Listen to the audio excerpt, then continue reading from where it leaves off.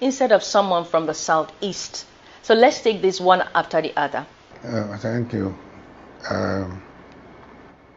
It is the turn on the southwest.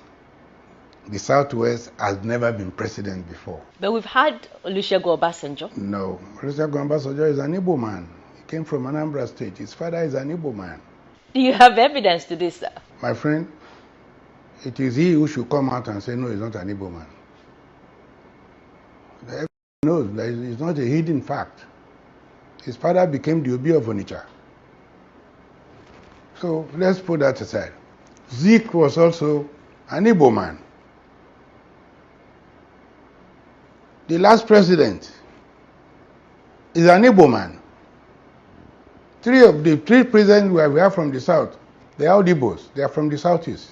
Jonathan is south. Jonathan Azikwe does also have people bear Azikwe. Ẹ bá subscribe, tẹ̀mí dá iná rárá nítorí tèmi, ẹ bá subscribe.